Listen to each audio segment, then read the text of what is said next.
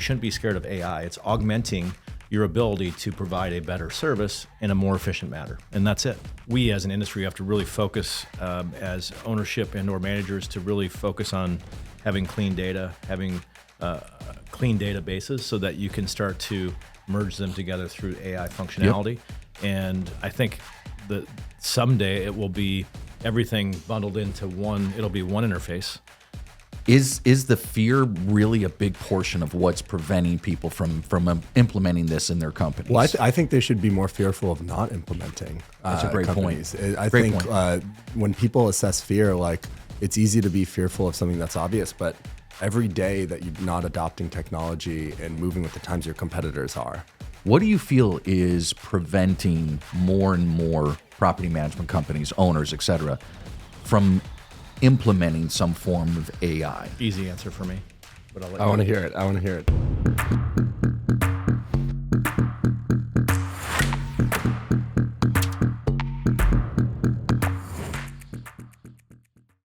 John and I, very, very excited. Shiv Gettu from CEO of Zuma, and we're talking everything AI, if I can actually say IA. Not Skynet from Terminator. Do you remember Terminator? No, the movie Terminator. Yeah, it was a a long time company ago. that developed and the machines are taking over the world. Yep. This is not that type of AI. Not that of type course. of AI. Exactly. So Shiv, thank you again from Yeah, Zuma. thanks for having me. You got to share a little bit about Zuma because I have a couple things that I researched and I want to throw a couple additional questions your way. Yeah, of course. No. So we started the company about 4 years ago. And really our goal with Zuma is to build the deepest and broadest set of AI tooling across multifamily. So the way we see the problems we're solving is there's so much inefficiency in this industry across all aspects of the business. And we want to build the AI tooling that automates a lot of the manual processes. That's great. And you're on a tour right now. You actually have a tour bus? I do have a tour bus, yeah. And a guitar? How many? And a guitar, no guitar. No guitar. No guitar. But you're going across the country. How many different states right now? So we actually spent a bunch of time in Texas. So we spent Okay. about 4 weeks in Texas because there's just a bunch of units there. You could cross thousands of miles just in one state there. Yeah, it was funny. We drove all the way from LA to Houston or LA to Dallas. And I think about halfway into the trip, we were already in Texas. Yeah. Because Texas is so big. We were like Huge. driving 12 hours in Texas alone. Absolutely. I was looking on your website, 1,450 miles traveled so far. I'm assuming that I think probably that's has to be more, updated. yeah, It's got to exactly, be 'cause much more than that. We drove, there's Social Media Summit in Napa, which is a conference that happens every year. And we drove all the way back from Houston to Napa last week. And that took 4 days, spent the conference there. Now we've driven all the way back. We're headed to Atlanta. So it's kind of, because of the conferences and we want the RV to be at the conferences, it's kind of like Makes a sense. all over the place Yeah. schedule, but it's been really fun so far. So your whole team, everyone's sleeping on the bus? You're kicking people out and making them sleep outside? That's like the based on number where one you're at? question. That's the number one Is question. that what? people ask. Okay, go ahead. No, we have, so there's 3 people on the tour and there's 2 beds. So we have 1 person sleeping in a hotel and then 2 others and we just alternate. And you wrote, well, So we you're being rotate. so Yeah, fair. see, I'm being fair. You hear that, Otherwise John? they'd walk away. And they'd Nice be to like, get a break. It's Hotel, nice, right? yes. Get out of the bus. Exactly. And John, you were just recently on Shiv's podcast. I was just watching it. Unfortunately, not on the bus. I might have been one of the last guests to be on his show without being on the bus. I think you were actually, yeah. Well, you guys look very all- comfortable. I'll just say that. Yeah, no, it was good. You did. It was great. It was great. It was a Well, great good. experience. Well, of course, we're talking about the AI revolution. Shiv, there's no question AI is transforming operations right now. You talked about the inefficiencies throughout our industry. Of course, there's many other industries that probably share the same challenges. Tell us how Zuma and what you're doing is going to make that better or easier. Yeah, so maybe I'll start with the origin story of how we got started. That'd be great. So that'll inform some of the context and why this problem is really important to Sure. us. So about 4 years ago, we started the company. But prior to that, my co-founder and I built an Airbnb property management company that we started on the side. So I was doing consulting. He was working at SpaceX in his father's firm and actually left that to become a leasing agent at a family-run property management company. That in sounds like a Redwood City. natural progression. Go Yeah, from totally SpaceX natural. to a leasing Yeah. agent. Yeah, and it made a massive transition. And the idea behind that was, how do we really learn the industry super deeply and at the same time build this Airbnb business? So he ended up kind of quitting his job at the beginning of 2019, working as a leasing agent. And for 9 months, basically worked at this Class D building. It allowed us to build the Airbnb business. And at the same time, while we were building this business, the owner of the property management company was just kind of seeing us build this business and grow the company, and decided to fund us. So we raised $500K. We both quit our jobs, and 6 months later, COVID hit, and we went from being like a wildly profitable business to losing tens of thousands of dollars a month. Yeah. And in that process, we were like, nobody is leasing short term. Nobody is traveling. Let's take all these units and rent them long term. So we effectively converted the company from a short-term rental property management company to a long-term rental property management company. And in that process, seeing the inefficiencies of leasing, moving from the world of Airbnb, where Airbnb had built this kind of beautiful platform that automated all these processes, right? You would rent an apartment without seeing it with the click of a button, very similar to Amazon. And we came in the long term and we're like, wow, this process is so inefficient. We're having to schedule all these tours, follow up with all these people. And we just felt that there needed to be technology to automate a lot of the mundane process. So kind of with that idea, we built Zuma to automate the leasing of all these apartments across the country, schedule all the tours, follow up with residents, follow up on the application, et cetera. And kind of took a step back and realized that was a super painful process for a bunch of different property management companies. So pivoted out of the Airbnb business, started building Zuma, and the flagship product is, an AI leasing agent that helps automate all the mundane processes in the leasing process. But what makes us different is we have our own internal human team that will actually jump into the conversation when the AI gets stuck. Sure. Effectively leading to 0% handover rates. That's great. Yeah. Congratulations. Yeah, thank you. And John, we've talked many times just how Ion complements our leasing teams, of course, self-guided touring. How do you see our approach for Mark Taylor utilizing AI? Well, it starts, I think if you go broader, AI is really, it's a tool that can engage your leasing process from an efficiency stand, everything that Shiv just mentioned. Of course. And then also carving out things that we've typically done with a human element in the past. So really creating that efficiency in that entire process. So when I think about AI, I think of customer journey, right? How do we create the maximum efficiency for that customer to create a seamless experience? Sure. Obviously doing that with Union and Taylor. If you think about internalizing AI and saying, okay, how do we take advantage of AI today from a process and procedures perspective? How do we eliminate wasted efforts that can be automated versus using a human element or function? I think we're on the very cutting edge of AI today. It's just starting. It's just starting. So if you can get lost in all of the models. You can say Grok's better, ChatGPT 4.5 just released based on timing when we released this. You can say Llama's you can go on and on and on. Anthropic is typically better for automated coding if you use Claude. So I just think there's so many different models. I think you have to kind of just take yourself out of the noise and focus on the signal. There's so much capital being infused into AI. You think just 80 billion, 100 billion, 120 billion. Google, Meta, go down the list. Microsoft, ChatGPT. The list is endless, and I think there's an AI revolution that's happening right before our eyes. We just can't really see it again because it's really noisy. But I think the substantial growth with LLMs and what's next in terms of agentic AI and all of those things will be dramatically different in 5 years. I just think that's a long time away. And you think about the strides that they're making today, who knows what it looks like tomorrow, but that's the focus for us, at least today. Shiv, you were mentioning and noticed this fairly quick. You talked about getting into property management, starting with the Airbnb platform, and you recognized fairly quick those inefficiencies. If you're a property owner, property manager, investor, where do you start? What are the areas you should focus on first when it comes to AI?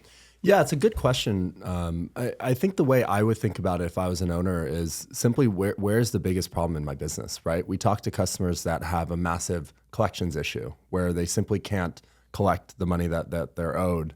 And I think AI is very applicable there, where you have collections AI agents that will do the work that leasing agents, property managers, admin assistants avoid doing. Nobody wants to call a renter and demand rent, right? It's an uncomfortable experience. It is. So if that's a big issue, then I would focus on that. But if you look at, if leasing is a big issue, I would focus on that. So I think the answer really depends on your business. What the biggest Identify the pain points first. Identify the pain points. The way I would do this, and the way we think about product development as a company is we look at the entire, John mentioned the customer journey or the resident lifecycle, right? Sure. And we break down every process in the resident lifecycle and try to understand what is the biggest ROI kind of workflows that can be automated that will return the most return the most to our customers, right? Sure. So if you look at leasing is obviously the revenue funnel for the businesses. So if you don't bring in tenants and quality tours, your top of funnel is completely disastrous. So I think it really just depends on the business and where their pain points are. But I think AI is going to infiltrate every part of the resident lifecycle. You already see, leasing, you see maintenance, you see collections. But I think it's very business dependent. It's great. And from Mark Taylor's perspective, JC, where did you see the first benefit when we started implementing just different facets of AI? I think it really started with chat in terms of Taylor Chat as our chatbot, customer facing, and has evolved into Taylor Voice. I think again we're just on the very cutting edge. I think when you think about a business today, as Shiv mentioned, I think it's a really good strategy. Think about areas where you can improve the most. I think back to Fred Smith, one of my favorites, CEO of FedEx for many, many years. He talks about really automating the routine and humanizing the exceptions. And I think, as you alluded to, we want to create a seamless journey for those residents. And if you can create a 24/7 model that supports them in their journey, whatever that means, if they want their balance at 11 a.m. or 11 p.m., it shouldn't matter. They should be able to access AI or our Ion centralization platform to get that information. So I think at the ready, I think of Uber, I think of Amazon, I think of DoorDash, I think of things that are on demand. They're immediately given to you a process, a flow in terms of understanding what you've ordered, when's it coming, when should you expect to receive it. All of the information is right there. You don't have to call someone. Do you ever call Amazon? I don't think they have a phone number, right? So I mean, I think there's opportunities abound that we can really focus on that customer journey, and then again face us internally and see how we can really maximize our departments, our efficiencies, and all of those things with the AI models. Shiv, John mentioned Taylor, our AI. Do you have a name? I believe I know it. Yeah, we do. That's actually a funny story. It's called Kelsey. Kelsey, okay. One of the first demos I ever did back in 2020, 2021, I was doing it. It was a terrible demo. I was like screenshots of the product, and I was like, this is what it looks like. This is what it looks like. Yeah. I'm moving through slides. And I still remember this. The customer was like, so what's the name of the AI? And on the spot, I was like, oh, like, I don't know what it is. And I was like, Kelsey, because my co-founder's sister is named Kelsey. And I just like randomly said Just it. came the first thing that came to mind. First thing that came to mind. And it stuck, exactly. That's in that perfect. moment, you never thought about the residuals Kelsey was going to demand. Going Right? Absolutely.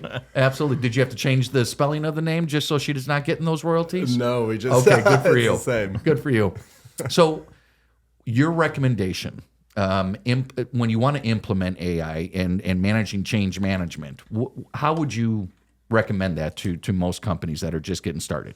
Yeah, man, that's a big hurdle for a lot of companies we work with, right? Because it's hard to let go of that. It's hard to let go, right? Yeah, and it's challenging on many levels because you look at what's required. What AI companies are effectively doing is they're replacing a certain amount of labor that was done by humans and automating it, obviously. Right. But I think what that means implicitly is that on-site staff sometimes feels threatened. And it, as a executive leader at a property management company, we often see that it's hard to actually get true signal on the ground, because if the leasing teams are resistant to the technology, they're going to overinflate the issues of that product, right? So Yeah. change management actually becomes very challenging because you have to at the ground level really educate and train the on-site team and understand that like this is not fully replacing them. It's automating a lot of the work that they don't inherently want to do and making their job easier. So the way we communicate it to our companies and on-site teams is, imagine you just walk in every morning and you open up your calendar and you just have all of these scheduled qualified tours on your calendar. And all you have to do is focus on doing the in-person on-site, what they're good at. Relationship building, what they're good at, right? But all the admin stuff that requires you to follow up and requires you to be, on the job when you're doing a tour, all of that is going to be automated. All you have to do is kind of focus on the in-person relationship. So I think the first step is really to educate and really explain why this is going to help the on-site team, because it all starts with the on-site team. If they're not bought in, everything from there will scale. Because as a leader, you can't be everywhere at once. And you rely on the on-site team to give you signal on how products are working. So I think it's really important to ensure that the on-site team is super educated and they understand the value of the product and they understand that this is not fully replacing them.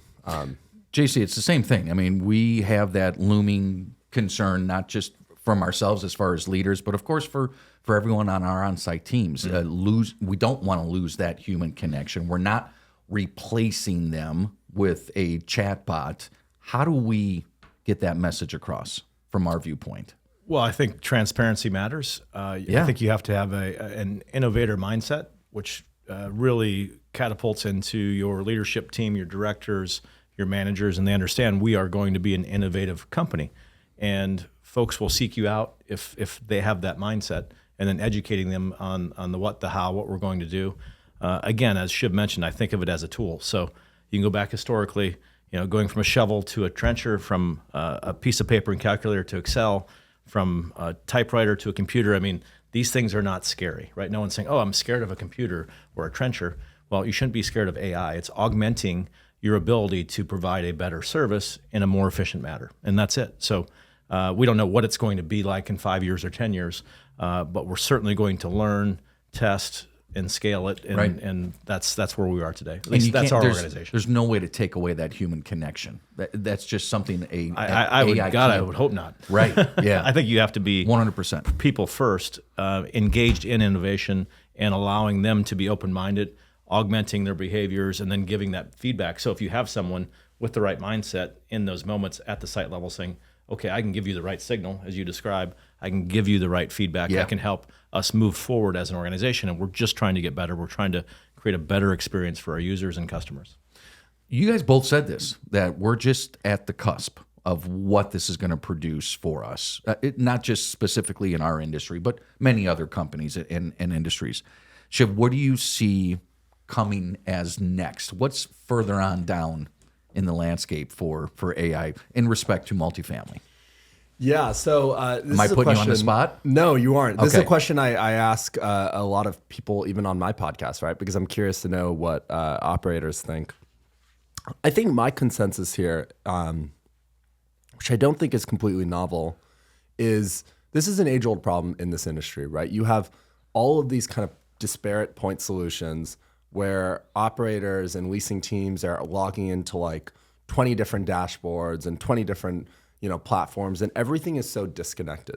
Mm-hmm. And I feel like what we see as kind of the ultimate AI product, or the thing that will add a lot of value to customers, is how do you take all of this disparate data that is currently sitting in silos and all these systems and unify it in some way that provides net new insight into your business, right? If you think about, you have the leasing platforms, you have the maintenance platforms, you have the resident portals, you have all of these different systems, dozens of systems. I don't run a property management company, but this is what I've heard. But there's no clear way to actually connect all of this data and get insight from it. So if I were to posit what I think is next, I think it's some sort of predictive analytics platform that operates the same way ChatGPT operates, right? I can ask ChatGPT like a BI tool? A BI tool, but it gives you insight, right? It looks at it's like, Amazon eventually we'll have smart fridges where if something runs out of the fridge, it'll auto detect it and order it, right? Unbelievable. So I think this is where I think this industry needs to head is how can I get insight given to me that's net new by just tying and making sense of data that I wouldn't have seen on the surface, right? Does that make sense? Yeah, absolutely. Absolutely. From your viewpoint, where do you see that progressing for us at Mark Taylor? Well, I think I'm in a similar camp. If you think about our industry, you hit it on the head. You think about the vast amounts of APIs and integrations, and you have data here and data there. I think we as an industry have to really focus as ownership and or managers to really focus on having clean data, having clean databases so that you can start to merge them together through AI functionality. Yep. And I think that someday it will be everything bundled into one. It'll be one interface. And it's not I'm going to pull a weekly report every 7 days or what have you. It's going to be, here's predictive analytics, here's your trends, here's what we're seeing in this 2-bedroom unit in this submarket. You should lower rents $25. If you want to create velocity, by the way, your 17 air filters need to be replaced in building 2. And I think holistically, you'll start to see this transform into one building, into portfolios, into cities, and we'll start to expand in that manner. And I just think we'll be a hell of a lot more efficient, and it'll give us the tools to really reduce the reactivism of our organization and I'll just say industry, because we are all very reactive. Most of our service today is all reactive. It's not predictive. We've implemented some things in advance of that, and I think we do a pretty good job of identifying quarterly things that we can take care of based on seasonality, summer heat, et cetera. But I think we're scratching the surface. So there's a lot of runway ahead. Yeah. This is not one of the questions that we had on our list, but I'm going to ask this. I'm going to pose this to both of you. What do you feel is preventing more and more property management companies, owners, et cetera, from implementing some form of AI? Easy answer for me, but I want to hear it. Mindset. This is how we've always done it. This is tried and true. This is the model. This is traditional multifamily. Yeah. We're going to spend X per turn. We're going to spend X for personnel. And it's always worked, right? So it's safety. It's not being open to the future. And I think you got to start, right? You got to create a clear strategy. You don't have to know everything, but you got to start. You got to start to nibble. There's been enough that's been accomplished that you can say, okay, this is proven out in these specific areas, and you got to swing. If you sit on the sidelines and you say, I'm just going to stay in this traditional model, I think you'll eventually phase yourself out. You'll become a dinosaur. Be left behind. Shiv? Yeah, it's very similar to John. There's this book called The Jolt Effect, and it talks about how companies and people make decisions to buy products. And one of the big reasons that the author argues is that when people are adopting a new product or technology, they need to feel that their risk or downside is mitigated. Let's say I'm working for John and I bring in a new tool and that tool completely, flops and destroys the business in some way. Now I look bad in front of John, right? So of course. I think there's this psychological safety that people need to feel. Right. And I feel like AI is still very new to this industry. And there's a lot of fear and not the right mindset of innovation. And that holds people back from adopting new things. Should there be fear, though, at this point, as long as it's been out? You talk about being a trailblazer, right? And taking a swing. So what if you miss? At least you're trying to move forward and figure some additional pieces out. Is the fear really a big portion of what's preventing people from implementing this in their companies? Well, I think they should be more fearful of not implementing. That's a great companies. point. I think when people assess fear, it's easy to be fearful of something that's obvious, but every day that you're not adopting technology and moving with the times, your competitors are.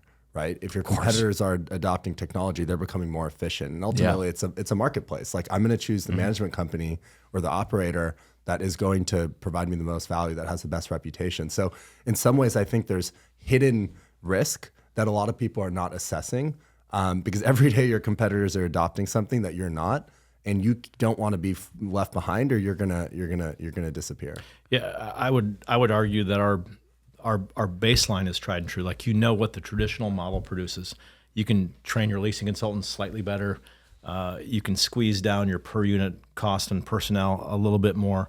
but I've used this too much. But I think of Henry Ford back in the day when people said he was crazy that he was creating his Model T, and he's like, look, horses can only go so fast, right? So, And for so long. I think you're going to have people that are going to focus on making the horse as fast as possible, which gives you this much return over the next 5 years. You have others that are, I don't want to say lacking fear, but they see the opportunity. So I think of opportunity versus fear. We're going to make mistakes. We're going to screw up. But can you maintain the status quo model in terms of performance while enhancing your business? And I think we've proven we can do that with certain things. I'll just use one data point. So it's just engagement rates. And with our centralized model in AI, we're at 14 minutes. Traditional models over 65 minutes. So right there, we're getting better use of our technology, taking a swing, giving our customers better activity, better response time, all of those things to create a better experience. So I just think you gotta think about the Model T versus the horse. Nail on the head. I like it. Shiv, I'm going to ask you one more question here before we get to what we're grateful for today, how we normally close out our shows here. So you mentioned collections, using Kelsey for collection purposes. I'd have to imagine that if anyone is receiving a call from Kelsey and they realize right from the get-go, this is not a human person and they're asking me for money, some of the responses back, I'm probably fairly colorful. Do you hear those responses from time to time? Yeah, it's funny. We've taken the approach to not do calls. So we actually will send emails or text messages. And instead of calls... You couldn't have given me something a little bit more entertaining? I'm only kidding, Shiv. I'm only kidding. And on the call front, we actually have this feature where we will leave ringless voicemails. So it will essentially it'll show up on your phone as a voicemail Just automatically, yeah. and you can just listen to it. But there's no like back and forth dialogue for that reason, right? Probably like, good. Why the hell is choice. this like AI demanding money from me? Yeah. It piss people off. Shiv, such a pleasure. Shiv and Kelsey. Yes. John and Taylor. Let's talk about what we're grateful for today. Shiv, you want to go first? Yeah. You got something good for us? I knew this question was going to be asked. And really what I thought about was the novelty of this RV trip. John and I spent time together, and when I had him on my podcast, and it was very clear to me that he was a very routine-oriented person, as am I. And being on this RV has completely turned my routine upside down. Right, I have no semblance of routine. It's very hard to work out. You don't know what you're doing next. You don't know when your tire is going to go flat, which happened yesterday. And I think in some ways I'm actually super grateful for that, because it's almost made me less fragile in relying on my routine. I realized like I don't actually need a routine to like fully function. Before, if I fell out of routine, it would stress me out a lot. Right. And now I'm just super grateful for the fact that like I guess I'm going to look back on this road trip and really appreciate the moments, even if it comes at the cost of my routine. It's great. That's great. You made me think of a great book, Which one? Nassim Taleb, the Anti-Fragile book. And thinking about what we're trying to do here, I think will make our industry less fragile. Like all the things that we're talking about, that we're trying to integrate, that we're racing forward with to really evolve this sector, will be more anti-fragile in the future. Interesting. Anyway, I digress. What am I grateful for? I think for me, I'm grateful for new relationships, networking. I got to meet Shiv in the last few months, so he turned me on to Founders with David Senra. Great podcasts, really condensed versions of autobiographies. So I've been just absorbing as many as possible. You are taking a consumer notes, too, aren't you? I love it. Yeah, you do. Just by connecting with him, I was able to find another pathway for me to grow, and that's something that I'm going to always be grateful for. Shiv, you'll love this. So there's a certain time of the day, and it's random. It changes from day to day. All of a sudden, he won't be in his office, and then I'll pull out. I'm going to an appointment or whatever it is, pulling out of the parking lot. And Jack I'm in the going Box? down the side. No Jack in the Box. No fast food. Going down the street, and all of a sudden, I see this well-dressed, earbuds in, sunglasses, and sometimes his hands are moving because he's talking to somebody. Other times, you are just getting into every single podcast you possibly can. Yeah, no, that was one thing. Getting his steps in at the same time. I have to compliment John. That was one thing that I was so impressed with, is we had our first conversation. Yeah.